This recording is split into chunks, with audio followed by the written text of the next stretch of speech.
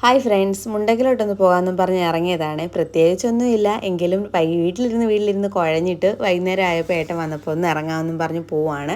അപ്പോൾ നമ്മൾ നേരെ ലക്ഷ്മിയിലോട്ടാണ് വരുന്നത്. ലക്ഷ്മി വന്ന് 2 ഷവർമയും വാങ്ങിച്ച് അച്ഛന് വീറ്റുവിൻ്റെ ബ്രെഡും വാങ്ങിച്ചിട്ട് പോകാമെന്ന് കരുതി വന്നതാണ്. അപ്പോൾ അവിടെ വന്നപ്പോൾ നമ്മൾ ഒരുപാട് സമയം നിൽക്കേണ്ടി വന്നു.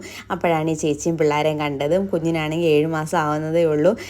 ആദ്യം നമ്മളെടുത്ത് ചിരിക്കാനൊക്കെ ഭയങ്കര പാടായിരുന്നു. അത് കഴിഞ്ഞപ്പോൾ ഇച്ചിരി കൊഞ്ചിച്ചൊക്കെ കഴിഞ്ഞപ്പോഴത്തേക്ക് ചിരിക്കുകയൊക്കെ ചെയ്തു. കയ്യിലോട്ടൊന്നും വന്നില്ല, ആരുടെയും കൈ പോത്തില്ലെന്ന് പറഞ്ഞു കേട്ടോ. അങ്ങനെ പിന്നെ നമ്മൾ നേരെ ക്രോസ് ചെയ്യാൻ വേണ്ടി ഞാൻ ഇപ്പുറത്തോട്ട് വന്നതാണ്. അങ്ങോട്ട് പോയപ്പോഴും ഗേറ്റ് അടവായതുകൊണ്ടാണ് എണ്ണയ്ക്ക് അവിടെ നിന്നത്. അത് കഴിഞ്ഞപ്പോൾ ഞാൻ ഇപ്പുറത്തോട്ട് വന്നപ്പോഴും ഗേറ്റ് അടവ്, അന്നേരവും ട്രെയിൻ പൊയ്ക്കൊണ്ടിരിക്കുന്നു. അപ്പോൾ ഇതാണ് ഏറ്റവും വലിയ പ്രശ്നം നമുക്ക് അങ്ങോട്ട് പോകുമ്പോൾ.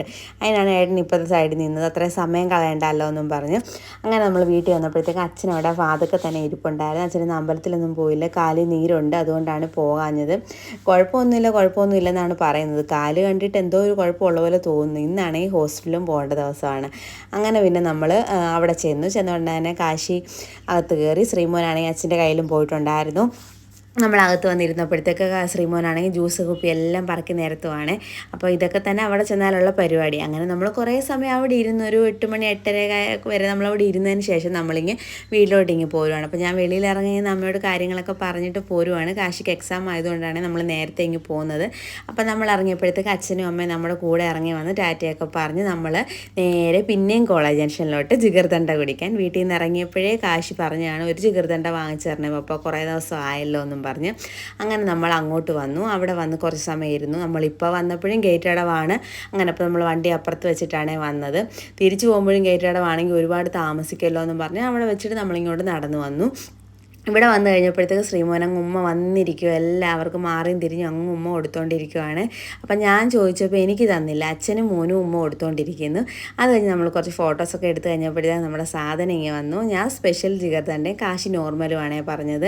അപ്പം കാശിക്കാണെന്നുണ്ടെങ്കിൽ അങ്ങ് കുടിച്ചോളാൻ വയ്യാതിരിക്കുക, ഇപ്പോൾ വരുമെന്നും പറഞ്ഞിരിക്കുകയാണ്. അപ്പം ഞാൻ കുടിച്ചു നോക്കിയിട്ട് കൊള്ളാമെന്നാണേ പറഞ്ഞത്. അപ്പോൾ എന്നെക്കാട്ടി മുന്നിൽ കാശി കുടിച്ചു കഴിഞ്ഞിട്ടുണ്ടായിരുന്നു.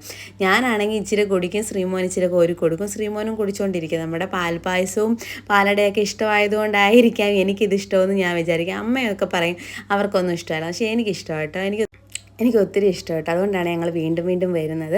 അങ്ങനെ നമ്മൾ കുടിച്ച് കഴിഞ്ഞ് പൈസയൊക്കെ കൊടുത്ത് നമ്മൾ പതുക്കെ ഇങ്ങനെ ഇറങ്ങുവാണ്.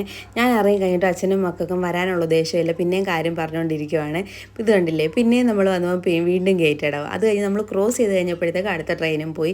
ഇന്നത്തെ വീഡിയോ കൂടുതലുള്ളത് ട്രെയിനാണെന്ന് തോന്നുന്നു കേട്ടോ. അങ്ങോട്ടും ഇങ്ങോട്ടും പോയപ്പോൾ മൊത്തം ഗേറ്റ് അടവായിരുന്നു. അങ്ങനെ നമ്മൾ ഇതൊക്കെ കുടിച്ച് നമ്മൾ നേരെ വീട്ടിലോട്ടെത്തി. ഇന്നത്തെ വീഡിയോ ഇത്രയേ ഉള്ളൂ.